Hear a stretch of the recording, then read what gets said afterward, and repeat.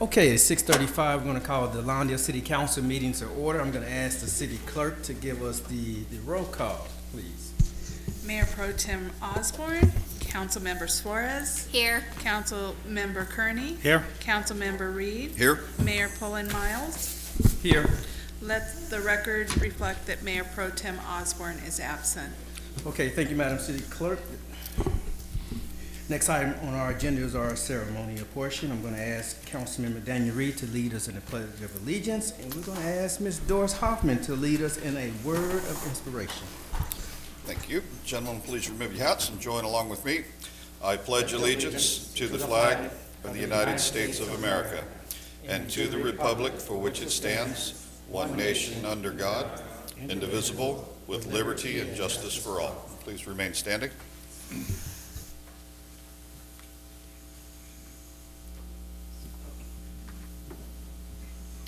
Our Father in heaven, we come to you this evening thanking you for your many blessings.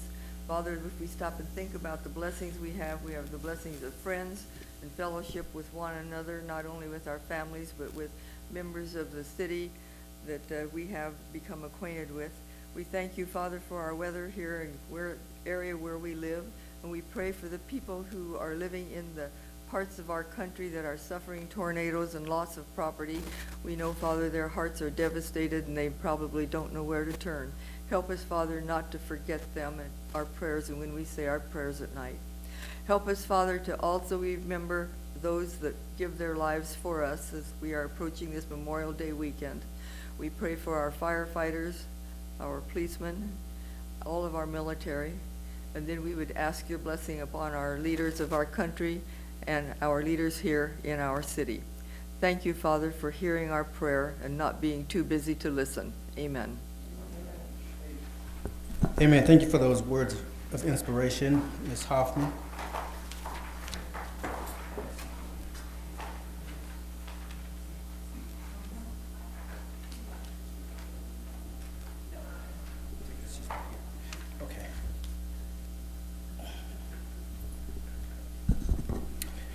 Okay, next item on our agenda. First of all, we want to thank everyone for coming out tonight. First item on our agenda tonight is going to be a presentation. We have two folks that we want to honor tonight with a city plaque for the City of Lawndale 2019 Outstanding Older American Award as recognized by the Los Angeles County. And we have two recipients this year. Phyllis Burton is one of our recipients, and as well as Doris Hoffman is also a recipient of the Lawndale 2019 Outstanding Older American Award. Now, every year this award is given by the Los Angeles County to recognize all the older Americans in our city who have contributed greatly to our city and our community. Is actually the Los Angeles County Commission on Aging in celebration of the Older American Month, which is in May. And they encourage all the municipalities to recognize individuals in their communities who have given outstanding volunteer services to their community in which they live. And so this year we have two individuals that we want to celebrate and to give a plaque and appreciation to. They also will be going to, they probably already had the dinner. Did they have the dinner already? It's coming up. The lunch is coming up. The lunch is coming up where they recognize all the seniors throughout the state, the county of Los Angeles for all of their hard work in their communities. So let me read this first one for you.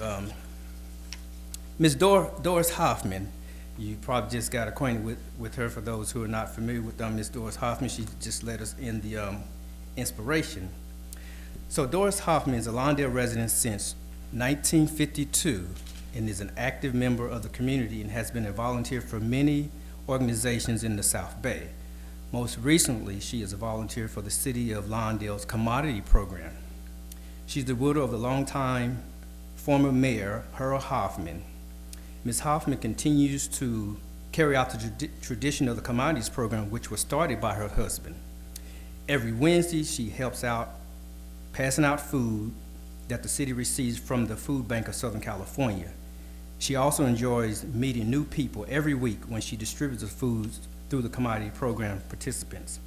Now, Ms. Hoffman was confirmed by the Los Angeles County Board of Supervisors and the Los Angeles Commission on Aging as one of 2 recipients of the 2019 Older American Award presented in Lawndale in District 2, District 2 being the supervisor district. So on behalf of the Lawndale City Council, congratulations to Ms. Doris Hoffman, also known as the First Lady Emeritus, which I had the honor of giving her the title of the First Lady Emeritus. Thank you very much. On being named as Lawndale's Older Outstanding America for 2019. So let's give her a round of applause.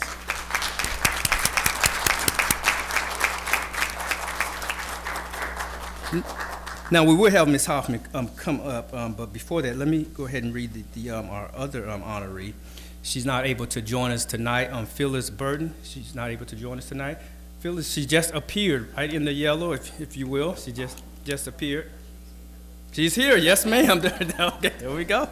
I was asking about you. There you go. Thank you for coming. Phyllis Burton has lived in Los Angeles, well, in the South Bay, since 1970s. She's a lower volunteer for the Lawndale Senior Program for over 7 years. She provides beautiful centerpieces every day for the senior lunch program tables and at large holiday luncheons. Every month, Ms. Burton brings in centerpieces that she makes from home. Each table is decoration is unique and is creative with a theme. Recently, she, along with her friends, started a book exchange program at the Harold Hoffman Community Center. She's volunteered her time sorting books, making labels, and organizing bookshelves. Ms. Burton was confirmed by the Los Angeles County Board of Supervisors and the Los Angeles Commission on Aging as one of 2 recipients of the 2019 Older American Award representing the city of Lawndale. So on behalf of the Lawndale City Council members, we would like to congratulate Ms. Phyllis Burton as well for being named as one of Lawndale's Outstanding Older American for 2019. Let's give her a round of applause.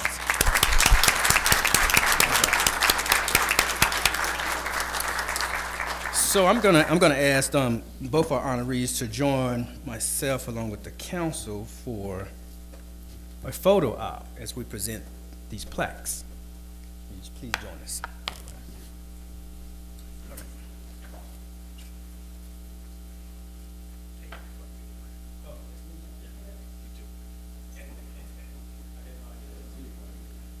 You know, Mayor, I talk a lot, and as you were reading that, I was thinking, now wait a minute. I don't know if I appreciate this older American stuff or not. I don't know how Phyllis feels about it. We were saying the same thing. You were saying the same thing. Yes, we were. Well, now I'm going to be celebrating Okay. this week still, my 84th birthday. That makes you qualified. No. No, you're not qualified? No, because I'm only 16, Okay, very nice. Right? and I don't like all this older American stuff. Well, I tell you what, we just honor you in advance. How about that? So once you become an older American, you will already have your plaque. All right, thank you. Come and stand over here, Pat. Don't make me. Good grief. Hello, Phyllis. So of course you would be Phyllis. It even has your name written on it. It's spelled correctly, huh? Look at that, huh? It also has your name. Let me just read one of them real quick. It just says, presented to Phyllis Hoffman. Phyllis Hoffman. No, how about Oh, Doris? I really like that. Doris Hoffman. Yeah. It's the same thing. No. You combine, so I combine them both. And my right? sister's name is Phyllis. That's right. That's why I said Phyllis. Because she always remind me. Right? She does, right? Okay. There you go. See, Phyllis. I told you Phyllis was here, right? Okay. 2019 Outstanding Older American, County of Los Angeles, District 2, Lawndale. Recognized as Outstanding Senior Volunteer Service in the City of Lawndale, presented by the Lawndale City Council on May 20th, 2019. Congratulations. Thank you. Are you, should I say, Miss Older Doris. Outstanding American? If that makes you happy. Congratulations. No, it makes you happy. It makes you happy. We need one more. We'll take a photo. Dan, come over. Dan. Have Dan come over here.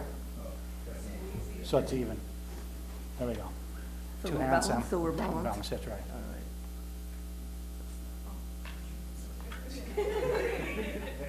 Doris, are you smiling?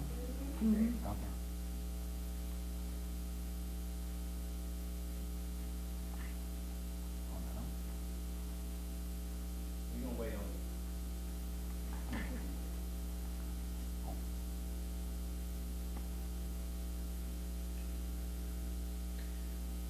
Are you watching TV on that or what? Are you waiting for me? Yeah. Oh, I already took two. Okay, well, we thought you were watching TV or what? Yeah, Yeah. Congratulations. Congratulations, baby.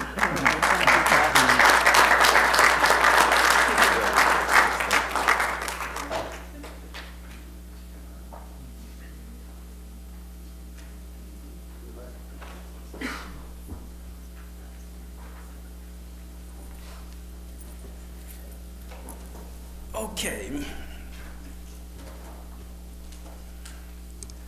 Moving right along, we're going to invite our captain, our new captain, to give us a public safety report. Please welcome Captain Allen.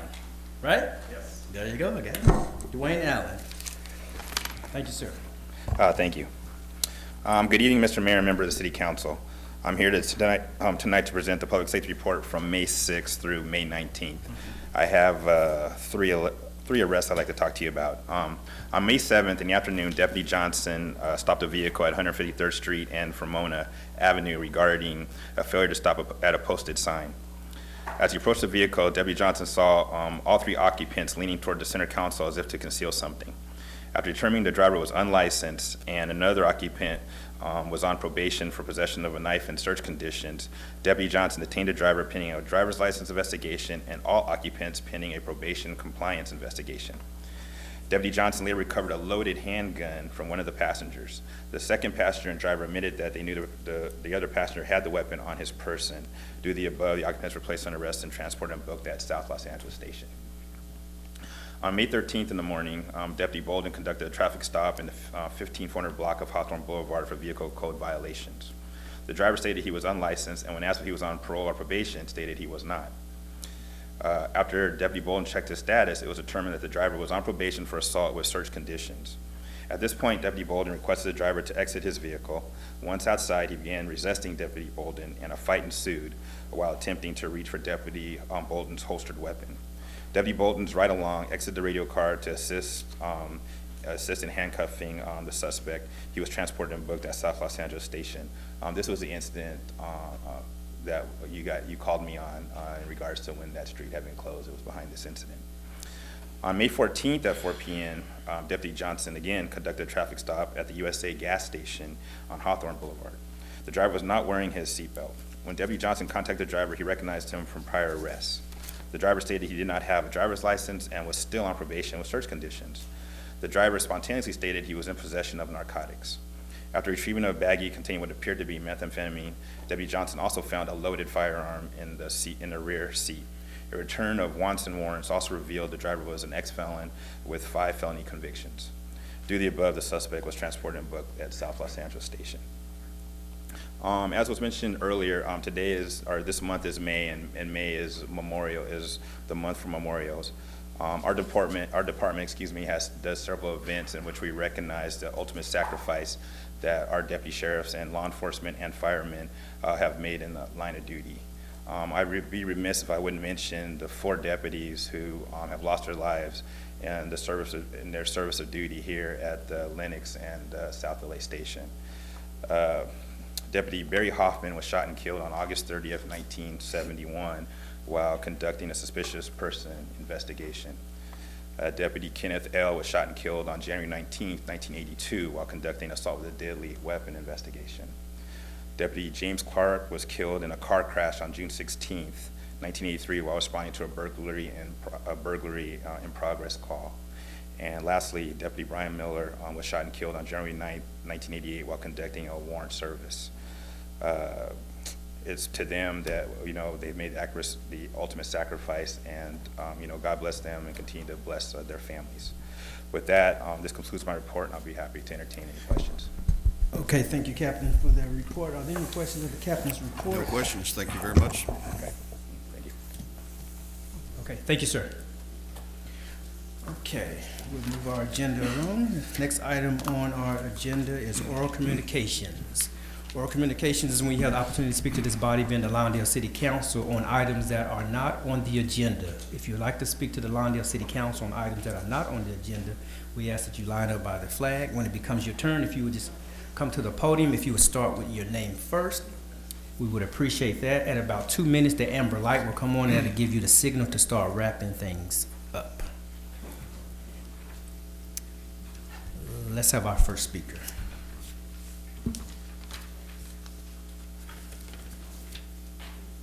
Okay, who's next? Yes, sir. Step on up.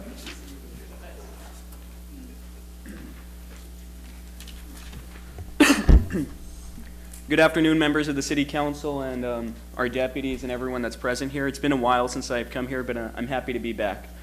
I wanted to inquire about something rather than make a statement. I'm sure the council is aware of the fact that on 145th and Prairie Avenue, it's adjacent to Lusinger High School. There is no signal light there, no stop sign of any sort. Yet it is a school zone, and in this school zone, we often see a lot of speeding, and I know our deputies do their best. But of course, it's infeasible for them to be there 24/7, and it's impossible to stop all the vehicles there.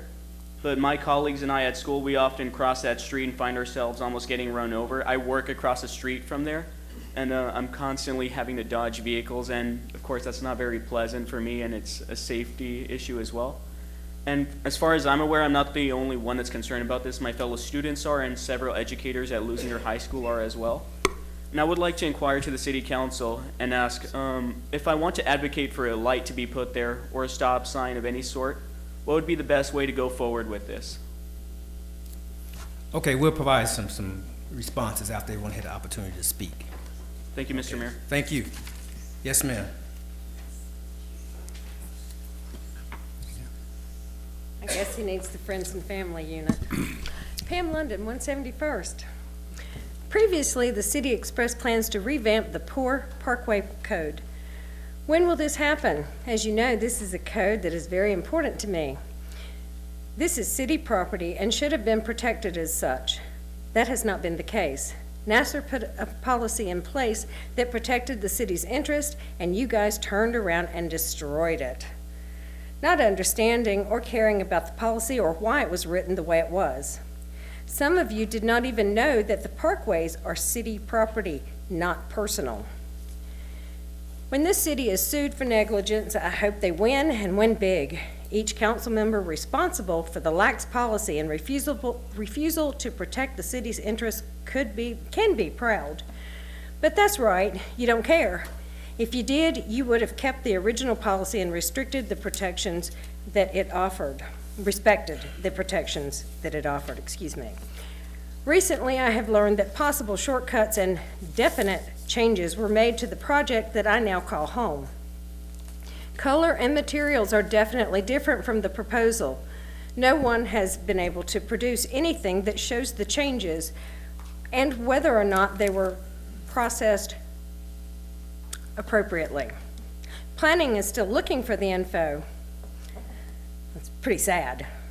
I firmly believe that Sean will provide more training and guidance to other members in his department, and that all will strive for excellence. None of those people worked for the city when my project came through, so I just want to be clear. No one in planning has anything to do with my complaint. Mr. Reyes replaces the most shameful part of Lawndale's history during my stay here. I hope that he will continue to work to repair the damage that evil entity caused throughout this city. That department was allowed to wreak havoc on people's lives, destroy properties, and cause distrust of the city far too long. It went unchecked, and you guys ignored the complaints made by residents. The city council had years to right that wrong, had authority over department heads, so council is responsible. This was not the city manager. He was given this later. Our city manager is retiring. You have newer department heads whom are having a positive effect on the city. A brand new captain, and there will be a brand new lieutenant here for the sheriff's department. You have public works that is still looking for a qualified director. I hope that you will be extremely careful vetting Mr. Mandoki's replacement. This could be disastrous if you are not careful. Have you even tried to temporarily bribe Mr. Mandoki with a nice bonus to stay a while longer in order to help solidify the department changes and growth that this city so needs? Thank you. Thank you.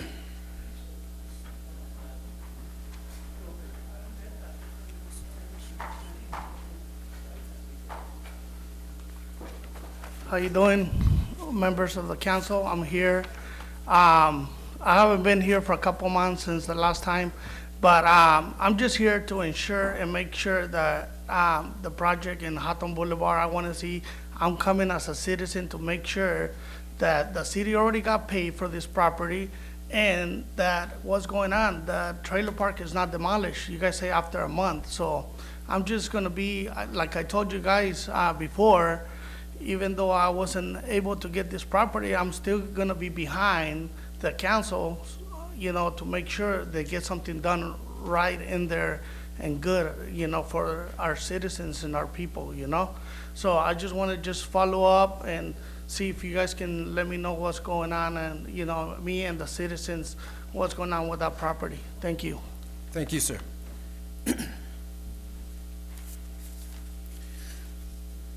Okay, is there any others wishing to speak at this body? Okay, there appears that we will close public comments and we'll bring up the diocese for any comment by the, Okay, so we don't have too much, so I'll just take one and pass it down. okay? Casey, in regards to the traffic, you talk to the traffic committee, so come into the city and get an idea of when the next traffic committee is, and then you can speak to them on that. Passing it on. Okay, and I'll speak on one item. Felix, maybe Steve, you can answer the Hawthorne and Manhattan Beach, or Sean project? Yeah. What? I would say Okay, one of Sean, you he's three. been working with the developer. We have closed escrow. The money has been provided to the city. We are working to deposit our funds with the state of California as required. And I know the new property owner is working on demolishing the properties. There's asbestos issues, there's remediation that needs to be done, but I know Sean's been working with them, and I'm sure you can add some more. Yeah, he's, the new property owner is, has a site plan in for review. He needs to put up a $200,000 deposit. We recorded the covenant, or restrictive use covenant on the property, to ensure that the demolition of the single-family home as well as the laundry room are demolished. Right now, he's working on removing the asbestos. And to clarify, he has 60 days from when that covenant was recorded, which was just last week. Okay. And with that, I'll pass it on. Okay, Councilwoman Suarez.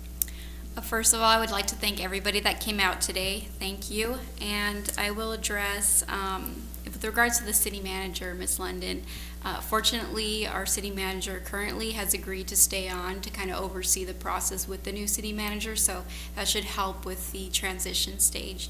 And with that, I'll pass it along. Thank you. Thank you. Yeah, and I just want to reiterate the traffic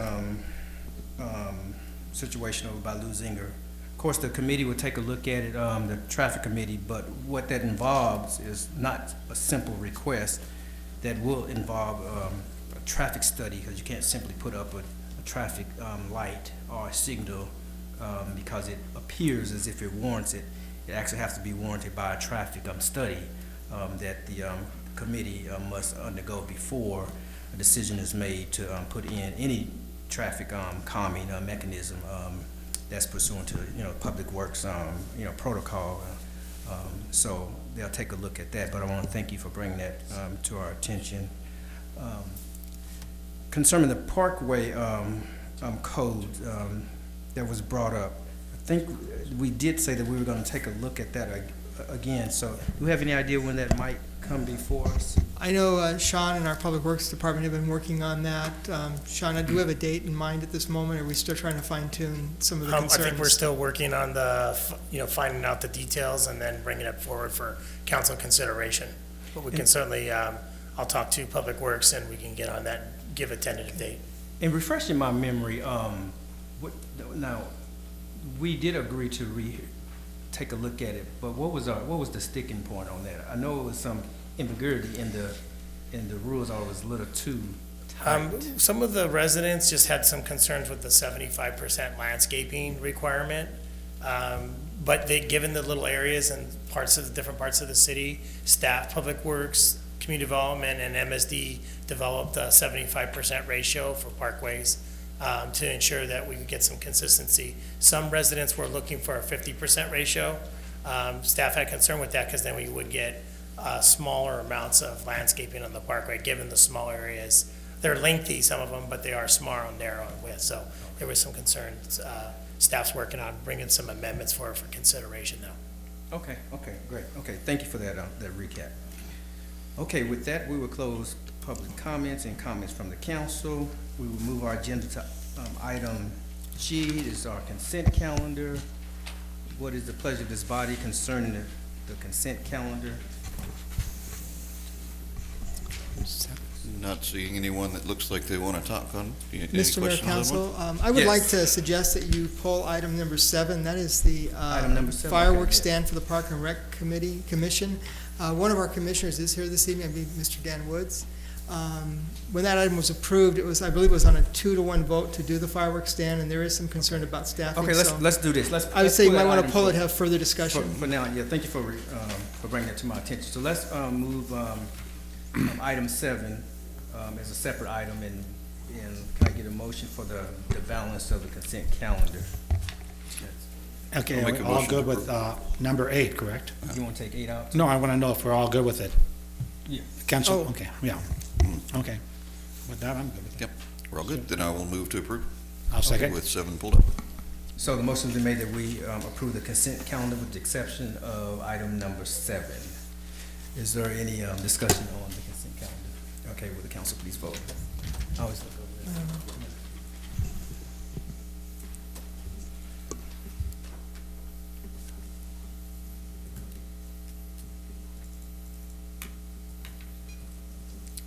Motion approved unanimously with Mayor Pro Tem Osborne being absent. Okay, thank you, Madam City Clerk. Let's go back to item number 7. Item number 7 is the Parks and Recreation and Social Service Commission fireworks stand program. Is there, are you here to speak on this item, or you just want to hear it? Okay, why don't we start with you speaking on it? Good evening, Mayor Miles and City Council members and staff and everybody that's here. For those of you that don't know me, my name is Dan Woods. I'm with the Lawndale Parks and Recreation Commission. I'm one of 5 commissioners, so answer any questions they may have. So, Well, the question would be coming from the council. I'm looking for some type of presentation or something from you. I Is that was called in the last minute to come Okay. here to give any support and answer Okay, any that's questions fine. you may have. That's why I'm here. Okay, that's fine. Mr. Mayor, I can give a brief overview of what's Okay, going please on do. with Thank this. you. As you know, in the past several years, the Park and Rec Commission has not had a fireworks booth. There's staffing issues each year. This year, the booth was approved on a 2-to-1 vote, I believe, was what I had read. 2 commissioners were absent. In going forward in terms of the 4th of July and staffing this, my best understanding right now, talking to Mike Estes, the Park and Rec Director, is that there's probably 2 commissioners out of the 5 that will be able to staff this. So the concern is the ability of the commission to have enough staffing out there if we enter into this agreement that the booth will be successful and basically not be shut up most of the time. So that is the concern. And I don't know if there's any further volunteers that Mr. Woods is aware of or not, but there is a concern about ability to staff this. From what I understand, that's not absolutely correct. I think there are 3, myself included, 3 commissioners, and we do have a good amount of support people, that are going to come in and help us as well, volunteers. So I don't know where you got your numbers, but I believe there are 3 of us that have fully committed, which means we'll have somebody morning, mid-shift, and evening every day that we committed to. And we do have about 75% of the volunteers that we've had in the previous years, from what I understand. Okay, so you're saying that you guys will have enough volunteers to staff the booth? Because what we don't want to have happen is have a booth in. Yes, it's from what I inoperable understand, because we we don't have have people. enough people that have committed to do the job and successfully run a good program. Okay. I have a couple questions, Dan. Sure. Have you ever ran a firework booth before? I have not, but I've been running my own business for over 20 years. Okay. I think I can handle a fireworks booth. What about the new young lady? Has she ever ran a firework booth? Excuse me? The new young lady that's on the The commission? new young lady, I cannot say what her Okay. experience is. It's something you would need to ask her.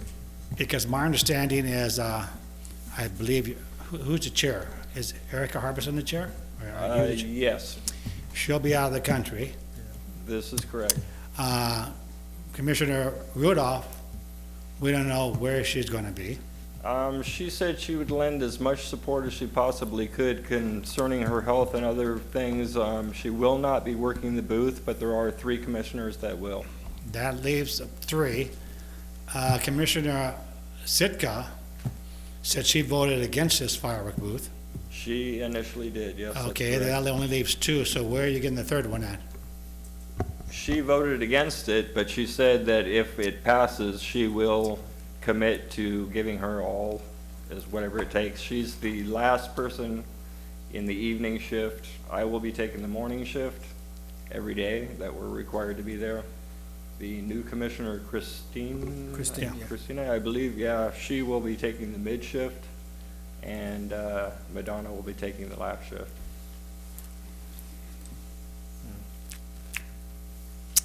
Anyone else have anything they want to add? I mean, if they think they have the amount of people, volunteers, I don't see it as a problem. And, I mean, going forward, though, you know, if we do see that, you know, it's a problem, I'm sure they'll let us know and communicate that to us. Well, we were definitely discussing it, whether we were able to, you know, make this happen or not. And from what our meeting held and discussed, we are fully committed to doing it, and we are in agreement. So, like I said, we have 3 full-time, and obviously the support from the other council member that's ill. I mean, commissioner that's ill as well, you know, I mean, not ill, but she can't go inside the booth because of the smell of the fireworks or something like that. She can't bring her oxygen with her, so she will support everything else. Shirley Rudolph. Yeah, Yeah. Yeah, I have no problem approving the fireworks booth. We just want to make sure that there was actually a plan to have it staffed and it doesn't become like it's a burden, you know, on the city when we have other groups that would like to have a fireworks booth.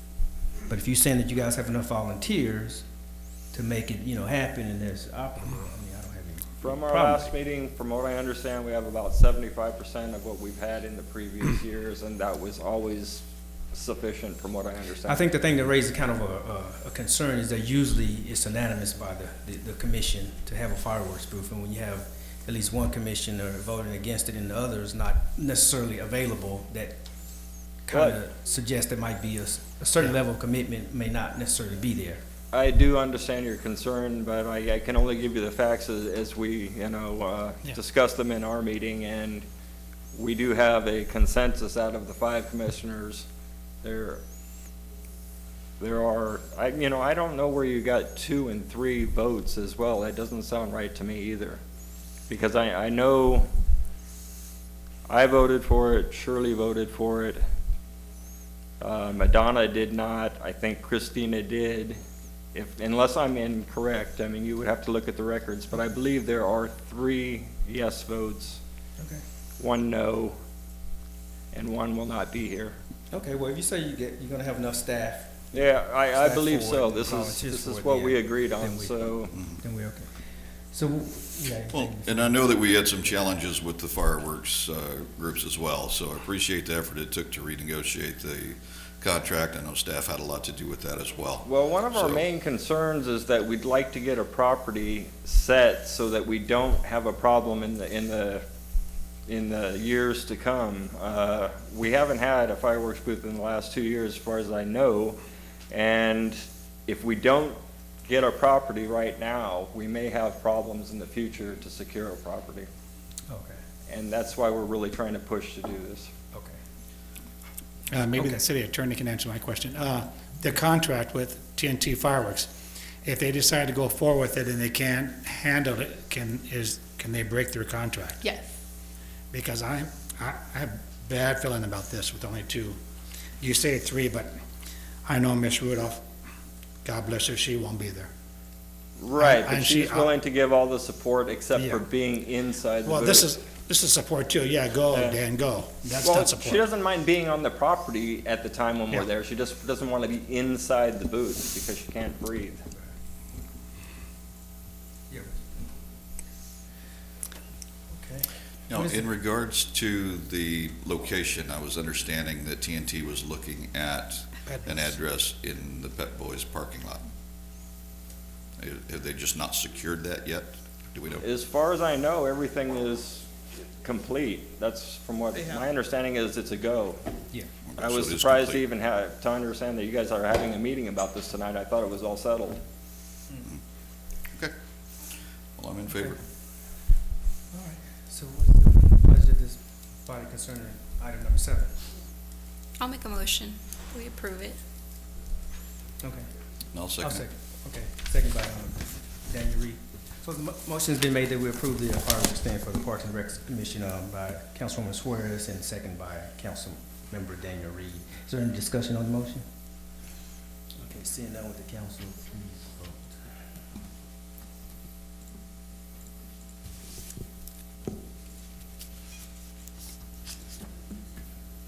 Motion approved with Councilman Kearney voting no and Councilmember Osborne absent. Thank you very much. Good evening. Thank you, sir. Good luck. Any further questions? No, sir, thank you. Thank you. Okay, we're now on item number 11. Item number 11 is a public hearing to amend the Lawndale Municipal Code concerning or related to fences and hedges. Let's start with the staff report. Thank you, Mr. Mayor and council members. Good evening, and members of the audience. This item before you is a amendment to the city's fences and wall and hedges ordinance. Currently, our code requires in the front yards, this amendment to front yard areas, the maximum 48 inches, with the top being 18 inches see-through, with a total of 48 inches, and the rest solid. Staff put together an ordinance based on conversations with council, at a public hearing here, or in a public arena here, and brought back forth for consideration amendment to the zoning ordinance. And what we put together, staff put together, is we put together any residential property located within the city that is at the end of a cul-de-sac without a sidewalk, connecting the property to adjacent may have a fence, hedge, wall, in the front yard setback up to a maximum 60 inches. In the height subject to the lower 30 inches would be solid, and then the top 30 inches would be see-through. So we amended it on areas in the city and cul-de-sacs where they don't have sidewalks, where they could have higher fences. We've heard from different members of the community throughout the few years that I've been here, 3 years now, and they've all expressed concerns about the fences, about the limitations. And so this proposed amendment is being brought forth for consideration. The proposed ordinance is exempt from the Environmental Quality Act. We did notice it. The Planning Commission did review this item, and they voted for recommendation for consideration to the City Council.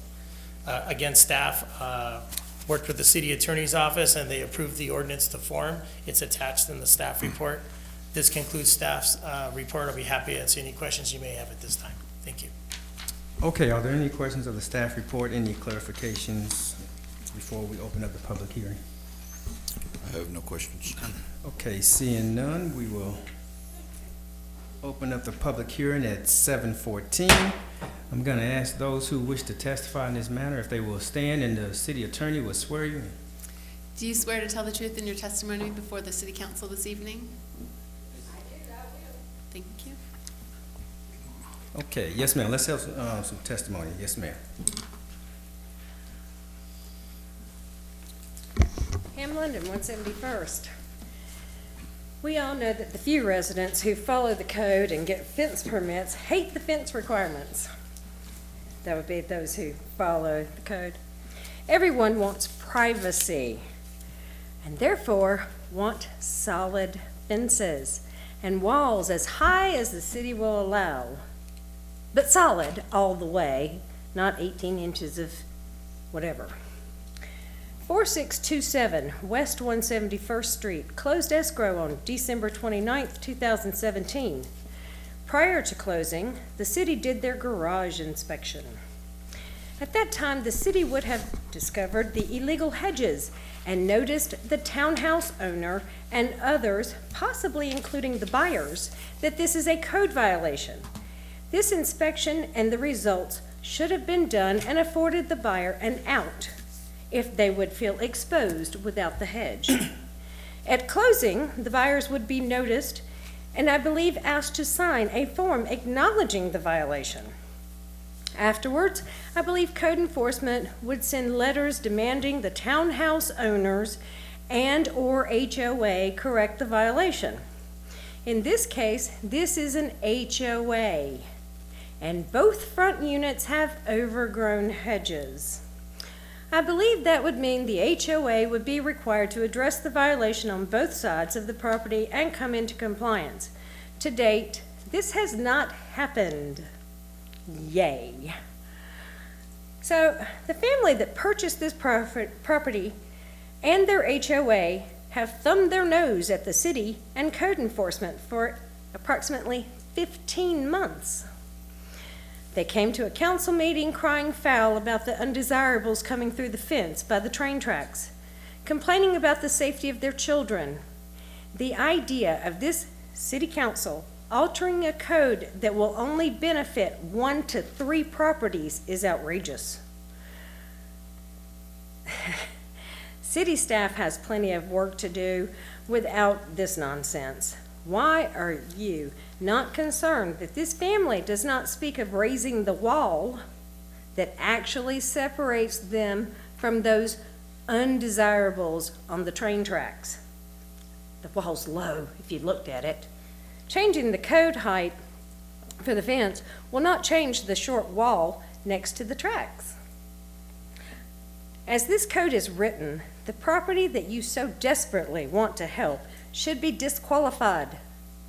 This is an HOA, one parcel of land as a whole. The land does not belong to the townhouse owner. Therefore, there's a sidewalk in front of the other front townhouse, which is part of that same parcel of land. Therefore, this parcel would be disqualified because it's one parcel of land. Many of us know people who have had code violations and been threatened with court. Many have been to court over this same type of situation. Where were you then?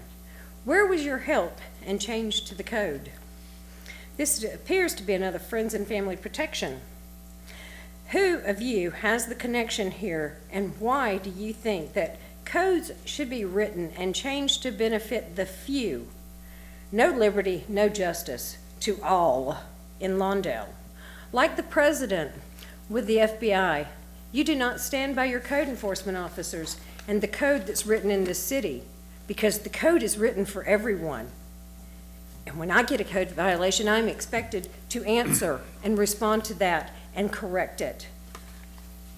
But since December of 2017, and those hedges are still every bit as tall as they were, and here we are changing the damn code for this. Really? Wow, great. Thank you, ma'am. Yes, sir. Randall Abram. In my 7 years attending city council meetings, we residents have seen many legal abuses that have benefited or targeted individuals who came here for equal justice. Now we're seeing an ordinance changed to subvert a code violation. This is being enacted by someone on council to benefit a sole resident at the expense of 32,000 residents.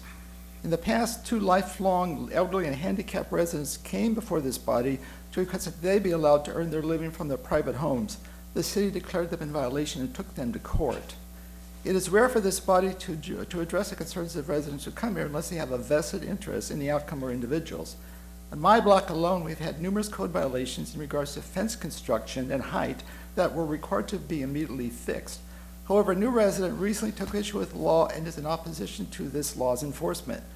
Rather than the city forcing compliance or take them to court, someone has said about changing the law, which will ultimately only apply to this one household throughout the city. No valid reasons are cited as justification for this change. So while the city will subvert enforcement for this household, all other families will be ignored and they must adhere to the law. The nearest busy intersection to this house in question has a home with a similar hedge, and they also have children. However, they were cited and immediately required to comply to the height restriction. In one code case, the city wanted to throw a 22-year-old in jail for not completing his roof on time. No laws were changed for him. He was forced to comply, unlike this household. Rather than changing the law, there are alternatives for this issue. The municipal code spells out a procedure for requesting a variance before the planning commission. The staff report for this item tonight simply states that residents have complained about fence restrictions. I would like to know how many and which residents without sidewalks on cul-de-sacs are the ones complaining.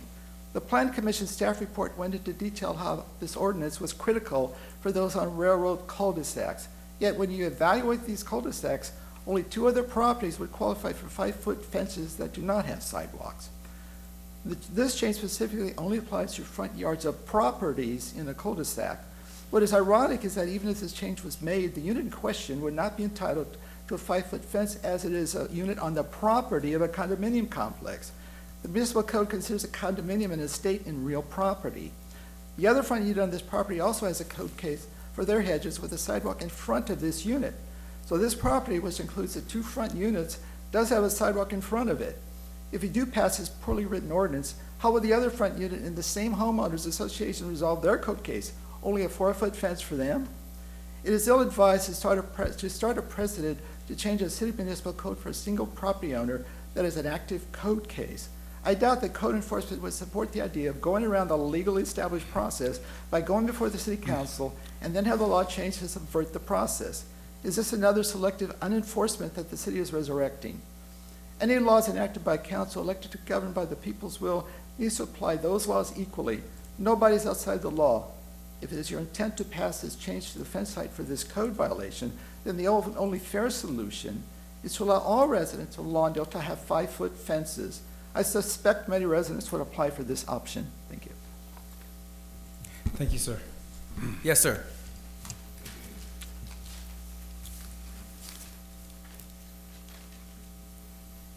Hello, Johnny London, 171st. Don't worry, mine is just short and sweet.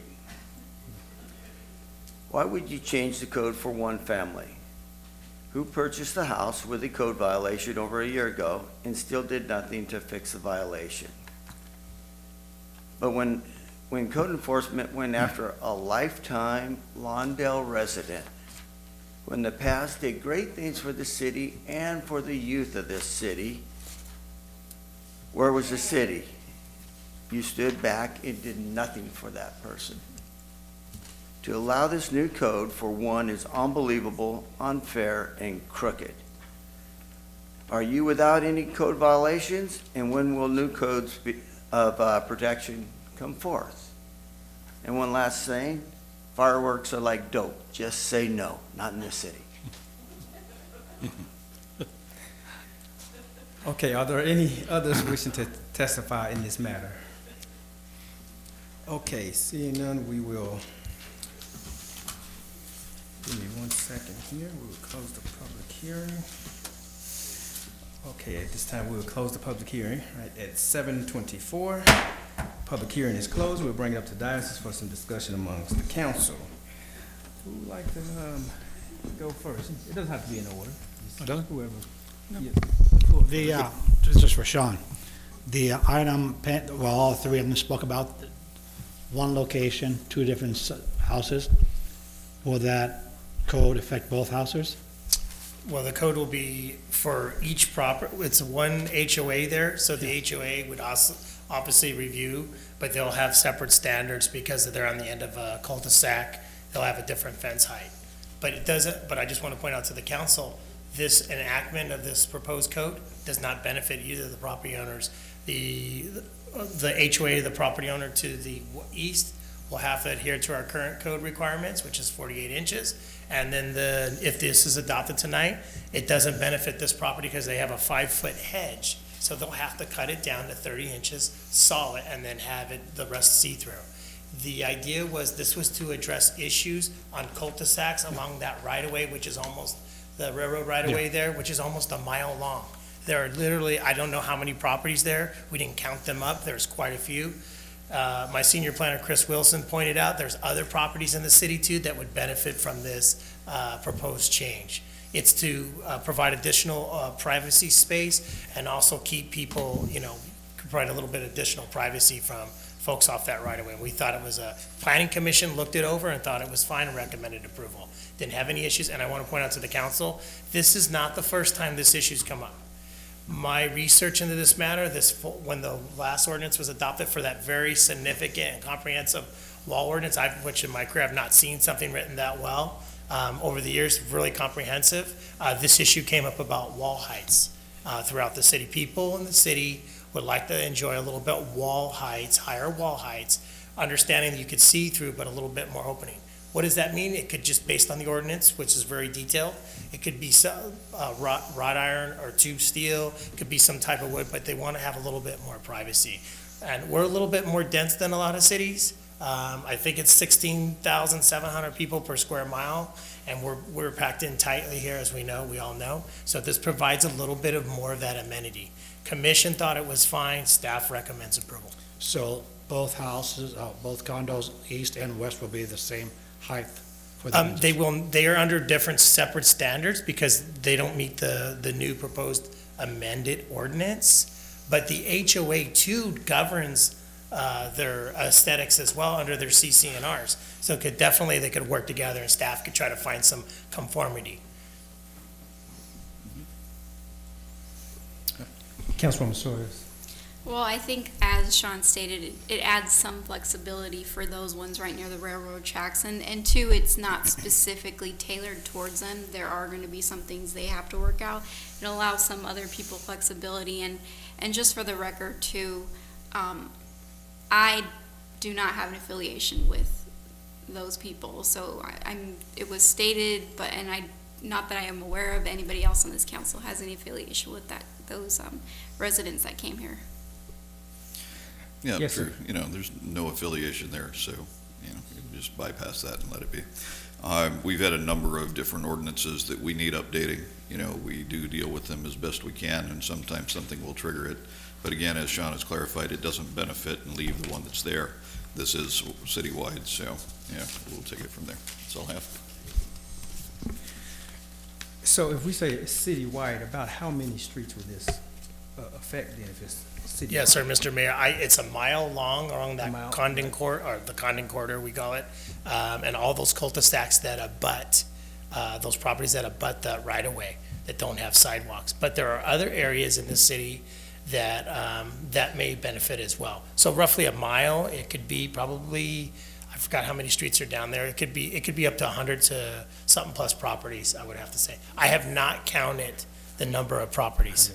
I have not counted the property. I know the residents have said they think it only applies to about 2 or 3, but I talked to my staff and they felt that it actually applied through all that whole Condon area where the cul-de-sacs all meet up along that right-of-way.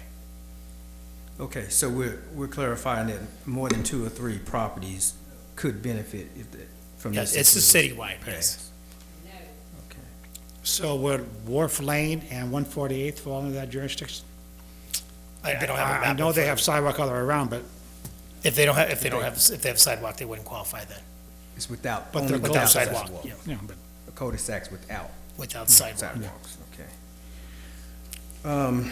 We tailored it down as much as we could, because it could, overall, there were thousands of properties in the city that would not make sense to allow that. But on this area, given the issues along that corridor, it made a lot of sense. And again, I just want to stress, the planning commission thought it was a good idea. They actually had mentioned maybe looking at other fences, but one step at a time. Because this issue's been brought up many times. This is not the first time in the fences, the council knows. The commission has mentioned, the chairman, I've talked to him, and it's definitely an ongoing issue. And these ordinances need to be updated. As mentioned to the council, is like our general plan. The city's we're a living place, so they got to update and change with times too. And some of our ordinances are a little antiquated. The wall and fence is very detailed and comprehensive, and it may need tweaks from time to time, and this is a tweak. Okay, and you did mention that the remaining 18 inches would be see-through. It's the new ordinance. Under the new ordinance. New is 30 inches of see-through, and the Yeah. bottom 30 inches is solid. Okay. And it would not benefit these properties that are mentioned by the public. They will have to cut them down. By the way, they are maintained. I just want to point out for the record on that property, they're kept well. They're just too tall. They did hedge them up. They are hedged up. They're just too tall. So the properties that originally brought this to our attention won't necessarily derive a benefit from this change if we adopt it tonight, is what you? Staff you're reviewed it. saying? They will not benefit from it. They're going to have to cut that down, that hedge. Okay. Okay. They'll have to Alright, cut Ms. it down London. to solid, 30 inches, and then if they want, they can come back and put another 30 inches. I don't know how they would do that because it's a hedge, so they may have to redesign, take out the hedge and come up with a wall. So it will not benefit them. This new ordinance will not benefit them. Okay. Okay. Is there any more discussion on the item, or? Nope. I'll look over that. I think we're good. I will make a motion to Okay, go so- with the planning commission and staff's recommendation. And I'll second it. Okay, so the motion's been made by Daniel Reed that we adopt the planning commission's recommendation concerning such, and it was seconded by Councilwoman Bernadette Suarez. Is there any discussion on the motion? Would you like me to read the title? Yes, Mr. Mayor? ma'am. I'm gonna ask you to read that title, Madam City Attorney. This is ordinance number 1161-19, an ordinance of the City Council of the City of Lawndale, California, amending subsection A of the Lawndale Municipal Code, section 17.48.050, regulations for fences, hedges, and walls within front yard setbacks in residential zones. Thank you. Okay, would the council please vote?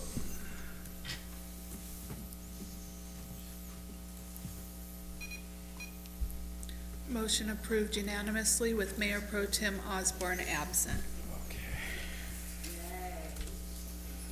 Okay, with that, we will move our agenda to item number 12. Item number 12, items from the council members. Let's take up the renaming of the city's annual, so actually, let's do this part first before you do your regular items concerning the Youth Day Parade. So I'm going to do number Yeah. 12, number correct? 12, Yeah. Next year will be our 60th year for the state of Lawndale. We've got the middle school involved in doing a logo. Pirate Day was great. If you read the staff report, it came back and when I was a small child to a fundraiser for the Optimus Club. Well, we ran through the Johnny Depp Pirates of the Caribbean saga. It's gone. I'd like to see our students in our middle school come up with a slogan or an idea for every year for the parade and turn it back over to the youth instead of Pirate Days. Let it be Lawndale Youth Day Parade. And I know Mayor wants to piggyback on the Grand Marshal maybe. Yeah, let me see if anyone else want to add something before. No, I'm good. You wanna add something? Go ahead. Oh, you got your light on. Yeah, I'm just going to reiterate what I mentioned a few years ago, that I was of the opinion, and still of the opinion concerning two things. One, concerning the theme of the parade. I think the theme of the parade is best served if we have a body such as, whether it's the parade committee or the youth advisory committee, which, by the way, this would be a perfect project for, the youth advisory committee to come up with the theme, so that the theme would resonate with the youth. I mean, this is a Youth Day parade, but for me, besides, obviously, you don't have the band and things of that nature to have the youth, there's not a lot of participation from the youth in terms of organizing and putting on the event. It's not necessarily tailored to. The Grand Marshal being one of them. I've always been under, and I'm not going to name any past Grand Marshals, but we've in the past had Grand Marshals that I could not name one youth that would come out from Lawndale or Hawthorne because they heard that person is going to be the Grand Marshal. To me, a Grand Marshal is part of your marketing tool. When you have a Grand Marshal at whatever parade you have, that Grand Marshal is picked partially to help drive participants and attendance. So when you miss that opportunity by just having a Grand Marshal just because the person has some type of affiliation with the city or the person is the next, in line for whatever criteria, but don't necessarily resonate with the youth. You kind of miss that opportunity. A few years ago, I came up with a couple of ideas for a grand marshal that young people would like to come see, not from just Lawndale, but from Hawthorne and our surrounding cities. Yeah. And I don't believe that I'm the appropriate person to come up with those ideas. I think that the youth, of course, I have 3 youths myself, well, 2 now, but I think the advisory committee, the youth advisory committee would probably be the appropriate body to say, yeah, youth will come out to see blah, blah, blah, if they were, the grand marshal. And if the theme was whatever it is, you mentioned Pirate Days, that's all fun and good, but, I don't know too many children that's gonna run out and say, oh, it's Pirate Days, I'm excited. Matter of fact, I know a few kids that would say, well, we're talking about adolescents, not grown children. That would be more exciting if we have something that resonates with their time, whether it's the Avengers or Pokemon, whatever's happened to be hot during that, that year. And so it could change. It doesn't have to be set Pirate Days for 30 years or 20 years or whatever. Or the Avengers, surely you wouldn't have the Avengers for 30 years, 20 years. Wonder Woman. Or Wonder Woman, depending on, what's hot with children at the time. So I would like to see the youth advisory committee to get involved in some kind of way. I'm also open to changing the theme, and then of course perhaps looking at a grand marshal that will help attract people to the city of Lawndale. And I understand sometimes these grand marshals may cost you a few dollars, to attract a grand marshal. But we are fortunate in the Los Angeles market in that, unlike if we lived in Idaho, a lot of these folks actually live in LA, right? And so, so we may have a better opportunity to actually have someone to be our grand marshal for little or nothing if we take the initiative and book them, ahead of time. Of course, they're not waiting for a parade, so we have to book them ahead of time or what have you. But those were just my thoughts. So I want to thank you for putting this on the agenda, Councilman Pat Kearney. And that's all I have on my thoughts on the parade. I think you have something. Oh, I just had a concern. I know we're thinking, when we do the theme, they'll choose maybe something, but some of these students are a little older, and I'm concerned that some of them may go with the theme that might end up being controversial or something, and that's one of the concerns I have. I'm okay with making it just the Youth Day parade, but maybe just focusing on Youth Day activities and whatnot, and not necessarily assigning it a theme per se. And then too, I'm not quite sure too the level of participation that we have. And I think that's what you're trying to touch on too with having a grand marshal. But if you change it every year, I don't know how many even know that it is Pirate Days. I mean, we do have it on the banner and whatnot, but I don't know if it'll necessarily attract more participants. Well, I think from one stance, it likely could.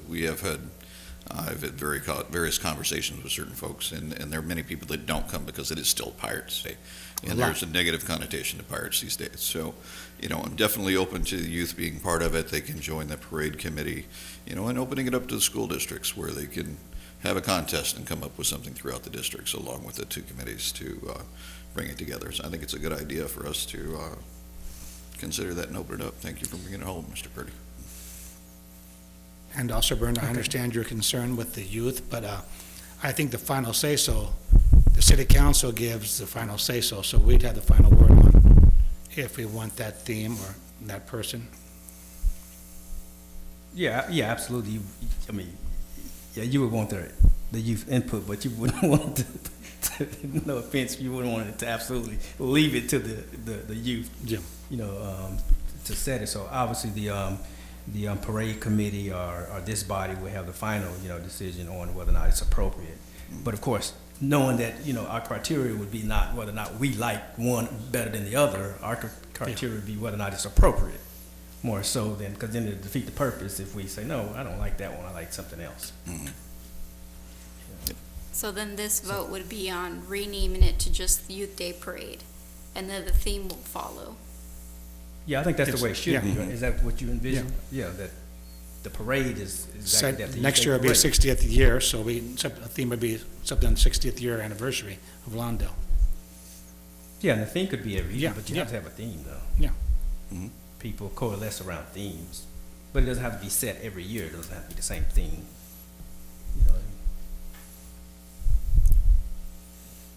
I mean, I'm okay with changing the name, but I'm still iffy on the whole theme changing every year. I'm just wondering too, I mean, I don't know how many participants, I mean, me personally too, sometimes I see the crowds out there and it concerns me a little bit about even putting on the whole parade, because I mean, Oh, yeah. it's I feel nice, that too. but is it, you know, what the inconvenience does it cause, you know, for some people, and some people try and get out of town during that time, so I'm just, one of those things is too, is, you know, we make a big scene about it, but is it really being well attended and whatnot? Yeah, you know, I've had those thoughts too on a few parades. You know, this last parade was pretty decent. Yeah. Seemed like to me, my thoughts last year was, and I don't know if we ever do official numbers or we just kind of speculate what the numbers are. But it seemed like to me last year, definitely the year before last, it was kind of when we're gonna call this quits, you know, in my mind. But it seemed like it got better. And I think some of that, like I said, if it can be driven by we're just not taking the opportunity. I mean, it's a parade that just shows up, you know, and if you're not doing anything and you happen to live in the city of Lawndale, you will come to it, but you're not saving the date. But I think if you had you know, more of the youth involved in some type of marketing for the youth to want to come out, you can get the save the date from the children in Lawndale and Hawthorne and El Camino Village. You know, more so than just, oh, there just happened to be a parade in town, I'm not doing anything for the next couple of hours, so I guess I'll stand out there, rather than I have a choice, either to go to the parade or do something else. But if there's something there for me to really, really see, then I'm gonna make that choice to actually go to the parade, and that's what we're trying to get them to make, you know. But I think we should have a theme, though, because, now whether or not we wanna have a theme that be the same every year, which I advise against, or we have a new theme, or what have you, depending on, you know, it might be, it won't necessarily change every year, but it will be an opportunity every year, is what I'm Yep. thinking. Agreed. Because if you don't have a theme, it's like, okay, so Youth Day Parade, that is the type of parade it is. Like if it's a Christmas parade, we know it's a Christmas parade. But then if there's a theme, okay, is it Christmas Wonderland? Is it, you know, Disney? You know, whatever, you know. Couldn't we leave that for the finalists to have their logo, that logo be our theme? Well, the logo would emboss the theme. Yeah, You know the what I theme, mean? yeah. It would, Yeah. you know. Okay. Well, I guess today we're just voting on changing the name to Youth Day Parade, right? And then the other stuff is gonna follow. Yes. Yeah, correct. Okay, then I'm fine with changing it to just Lawndale Youth Day Yeah. Parade. Okay. So do you, Do we need a vote, a consensus? can or- we consent, you want to take a vote on it? Okay, let's take a I'll vote. make a motion to Make a motion. rename the Pirates Day to Lawndale Youth Day Parade. Okay. I'll second that. Second, okay. The motion's been made by Pat Kearney that we change the name of the parade, and it's been seconded by Councilmember Daniel Reed. Is there any discussion on the motion? Seeing none, will the council please vote?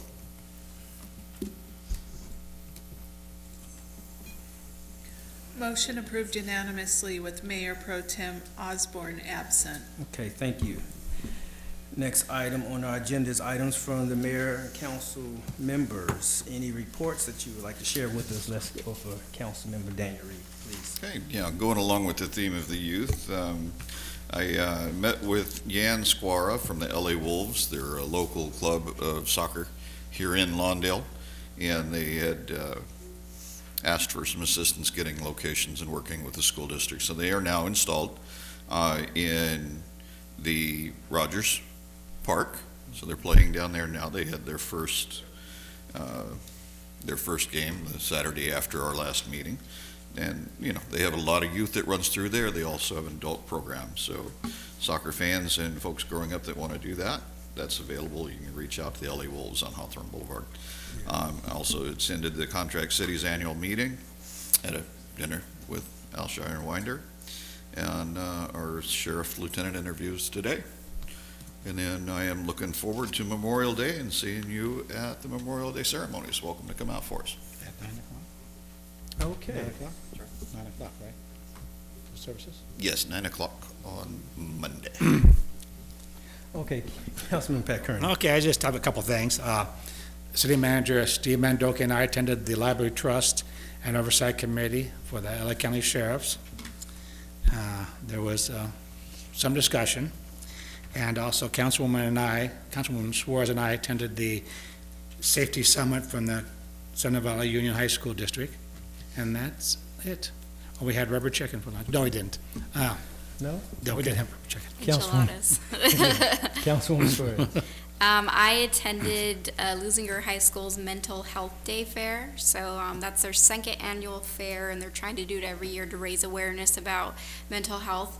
I also attended the Contract Cities Association annual seminar, and I did take my sexual harassment training. So, and then I also, as Councilmember Kearney mentioned, attended the Safety Summit for Sentinel Valley Union High School District. And with that, I'll pass it along. Okay, thank you. So I attended, since our last meeting, our sanitation district monthly meeting. I also attended the city selection committee, where our sector, being the South Bay region, selected Mayor James Butts from Inglewood to be our representative on the Metro board, and that's going to be ratified probably next month. This would be our this would be our third attempt to ratify his appointment as chair of the board. The first two attempts failed to get a quorum because you have 88 cities in LA County, and you have to have at least, I believe it's 44 cities represented, and it's pretty challenging to get a quorum. So we tried it twice, and our nomination expired.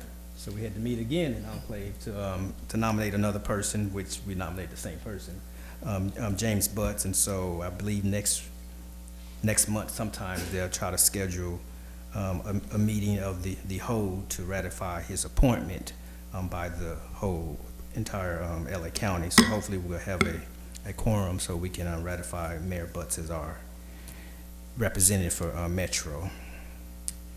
Let's see, I also attended the Contract Cities Association's annual seminar as well, where I too attended sexual harassment training as well as some ethics training, and had a couple of meals as well that goes with the convention, and also had dinner with our city attorney's office. And I think that's pretty much all I have. I want to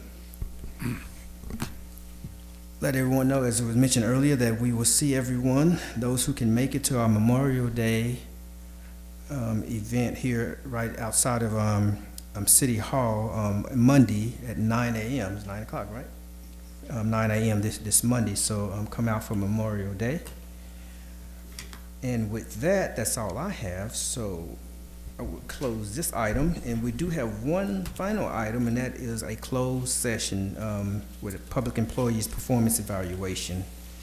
And I'm going to ask the city attorney to give us a provision of our closed door session. As the mayor said, we have one item of closed session, a public employee performance evaluation and compensation discussion pursuant to Government Code Sections 54957B and 54957.6A. Thank you. So for those who are new in the audience, we're going to go in the back room and have a discussion concerning an employee's performance. When we come out, there's nothing going to be. Let me rewind it. Basically, this is the end of our agenda. There's nothing else. So when we come back, we're basically going to adjourn. So I don't want you to just sit here thinking we're still going to have any other items. So this is pretty much it. But you're free to stay, and we look forward to seeing you when we come back to adjourn. How about that? Okay, with that, we will recess for a closed door session.